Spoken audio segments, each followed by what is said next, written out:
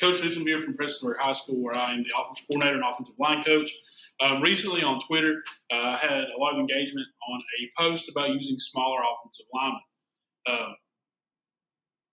The reality of high school football, especially when you're coaching at small schools, is that you're not always going to have those big guys. You're not always going to be able to find 5 guys who are 6'2", 250 pounds or heavier, who can all run and are all strong. It's not the reality of high school football. The reality of high school football is you're going to have guys who are playing positions that they look like they shouldn't be playing there. You're going to have linebackers who are shorter and stockier. They're not the Greek gods playing in the NFL. You're going to have offensive linemen who aren't, the 6'6", 330-pound guys playing at Alabama on Saturday. The reality of high school football is you got to make do with what you have. And in order to do that, you have to be able to adapt. And one of those ways to adapt is developing your smaller offensive linemen. Forgive me, my penmanship's not the best, so if you have any questions, hit me up in the comments, and I will gladly talk to you. Find me on Twitter at Coach Newsom63. My DMs are open. I'll talk to you guys if you want to email or message me. I'll give you my email, so we can do all that stuff. But the first thing to deal with when you're trying to develop smaller offensive linemen is sometimes those kids just have something special about them. They have a special mentality, right? You're going to have kids with a special mentality to be a smaller offensive lineman. You're going to have guys who are between 180 and 200 pounds who are playing against guys who are 250 or heavy. You got to have a guy who's not afraid of contact. He's not going to go in there and back away from those guys. He's got to have a little bulldog in him. He's got to be that kid who, when you're walking down a dark alley and you don't know if you're safe or not, you want that guy with you. That's the kind of guy that's going to be a smaller offensive line.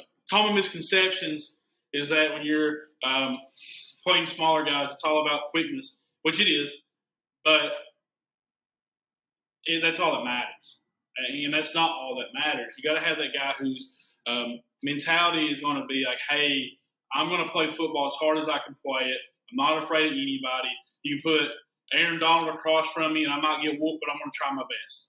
Right? You got to have that guy. You got to have that special mentality, and you got to look for that. You got to look for that in the program.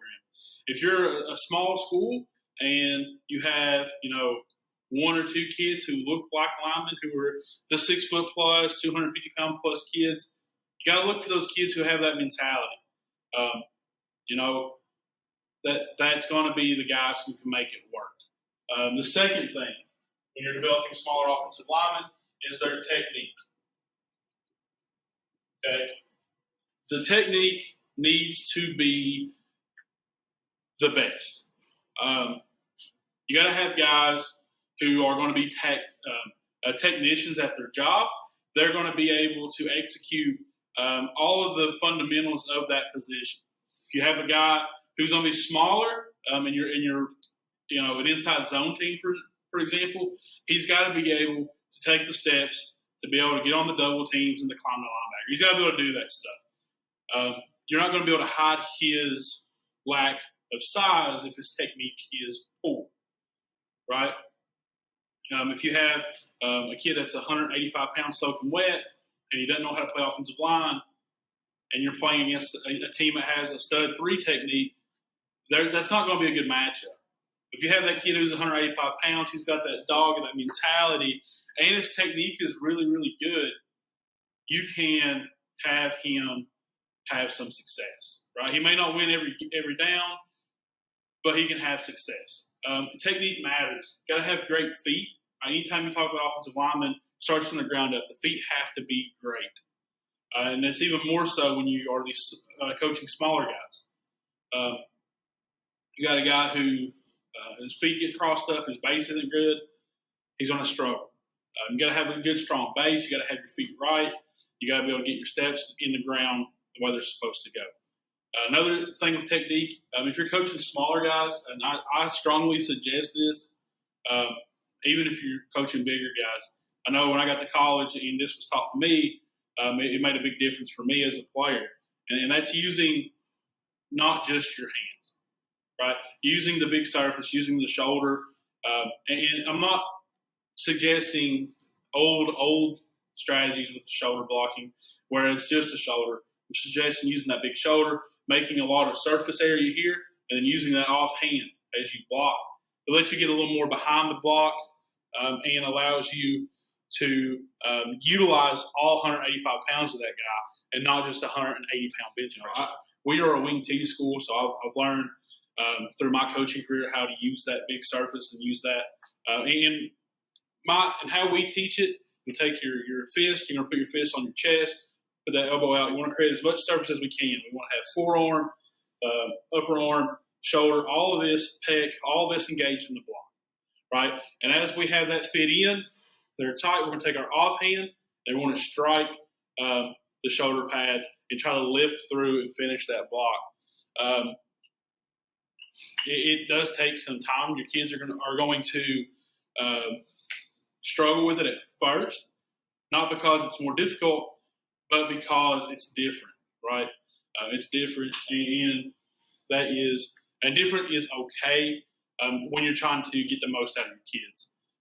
So technique matters, and the techniques that you choose to teach matters when you're talking with smaller guys. So that may be something you want to look into. The third major thing with developing smaller offensive linemen, and this is the one that everybody talks about, is you got to have some sort of speed element there, right? I'm not saying that your offensive linemen suddenly have to be track stars, but if they're going to be smaller, they have to be able to get out of their stance and get onto the guys that they're blocking very quickly. Got to be able to, offensive line, defensive line play, it's all one in the first couple of steps. We got to be able to get 2 steps in the ground and engage the defender before they are able to get their 2 steps in the ground and be able to engage us. Got to be able to get off the ball quickly. Speed definitely matters. Being quick off the ball matters whether you're big or small, but when you're small, it matters that much more. You can't let those bigger defensive linemen get onto you before you're able to defend yourself. If you're in your standstill and you're slow off the ball, and you got a guy that outweighs you by 50, 60 pounds putting his hands on you, you're in for a bad day. But if you get off the ball, get on that guy's hip before he's out of his stance, or even if it's just the first steps in the ground, we're already on him, that makes it hard for that guy. So we got to be able to have some element of speed. And the speed also matters because the fourth element of developing these guys and getting the most out of smaller guys is your scheme. Now, I'm not going to tell you what scheme is best to run if you have small offensive linemen, because the reality is whatever you're best at teaching is what's going to be best for your kids. If you can teach it and you can have guys with the right mentality, you can get the technique taught and they're fast out of their stance, I believe you can be successful with anything. But at Prestonsburg, we have chosen to use the wing T system. Now, we do have guys this year who are pretty big. We're going to be as big as we have been. But in my 4 years here at Prestonsburg, we have not had that consistent. We've started 180-pound guards. And even this year we're going to be bigger, but we're still going to be starting a kid at tackle who's about 200 pounds, soaking wet, and that might be with the barbell still on his back from the squats, right? So we're going to be having, we're not putting giants on the field. We've had tall and skinny. We've had short and stout. We've not had very many of those classic offensive linemen. And for us, the wing T system has helped tremendously. Getting that speed element, getting those guys out running and pulling to hit people makes a huge difference for us. There are times that if we wanted to be an inside zone team, that we would just be so physically outmatched, it would be very difficult for us. But through the scheme that we use, right, and being able to get those angles and being able to get guys pulling out, right, because if you just take you got smaller guards, right? So let's say we have a 190-pound guard, and we can pull them on buck sweep, and now they're kicking out a 180-pound outside linebacker, and they're wrapping up on a safety who's about 160 pounds. Now we've given them that advantage back. by getting them out in space and letting them be athletes, because linemen have to be athletes too. Gone are the days when we can just put giants who can't move on the field and be successful. That matters a lot.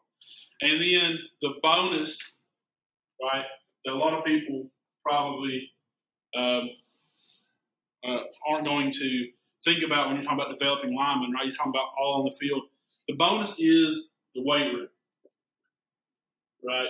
You got to get those guys developed in the weight room and in the off season. Cannot, in today's level of football, be playing with guys who aren't in the weight room. They're not developing, right? Let those guys grow and mature over a few years. You have a kid that's 170 pounds as a freshman, he can develop, right? And get him in that weight room, he can get strong. Some guys are never going to be heavy. It's not going to happen, right? You have a guy who's in the weight room working his tail off for 4 years. He still may be a 205-pound lineman his senior year, but he can be strong, and he can be stout, and he can be fast. He can develop those fast twitch muscles and be able to get off the ball quicker, and he can be stronger in that frame. Being small does not mean you're going to be bad. And that's one thing that I get tired of hearing from coaches across high school football is, Coach, we're just too small this year. Well, so is everybody else, right?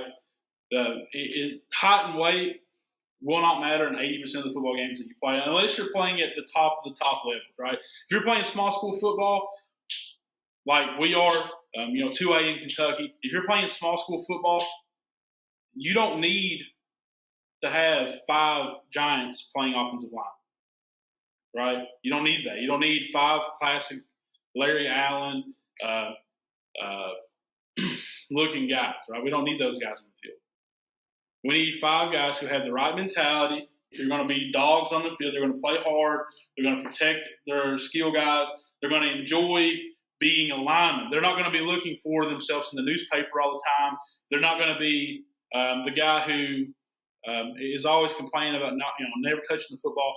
They need to enjoy being linemen. They need to have technique. They need to be coached well. They need to develop their techniques, and they need to be a tactician at their job. They got to know how to do it, and they got to do it well. They got to be fast off the ball. You're going to be small. You got to be quick, right? See it all the time. You don't have. It's not always the biggest guy that wins the fight, right? You got to be quick. Get on that guy's hip. Move him quickly. As coaches, we can help out with scheme, right? Coaches can help by putting players in different situations on the football field. Maybe instead of putting that guy, a 180-pound guy, one-on-one with a 3-tech, maybe we're getting him a double team, or maybe we're blocking down on the 3 technique and pulling that guy, something scheme-wise to help. And the most important part, I know I saved the best for last, is the weight room. Those guys have to become physically developed. They got to get stronger. They've got to get they got to just spend the time it takes to prepare to be a football player. Those guys can be strong. They can be explosive, and that makes all the difference. And that is developed in the weight room. Thank you guys for watching my video. I know this one's a little different than what I have been doing, but I had saw it on Twitter. I put a little tweet out. A lot of people engaged with it, so I thought maybe I could give some quick ideas. If you have any more questions about developing smaller guys, message me. Talk to me. I'm not claiming to be a guru. I'm not claiming to be the offensive line guy. I just know what I know, what I have learned in my experience as a football coach, and I would like to share that with you. And if you maybe have some ideas that can help me out, I would gladly talk to you. And honestly, that's probably what I want to get out of this more than helping you is you helping me. But thank you guys for watching. If you have not already, please subscribe to the channel. I'm going to try to put some content out, getting a little hectic here with the season starting up, dead period being over. And then please like the video, guys. It really helps me out. And again, find me on Twitter at Coach Newsome63. I'll gladly engage with you on Twitter, engage with the tweets, messages. The DMs are open, guys. Send me a message. and I'll get back with you as soon as I can.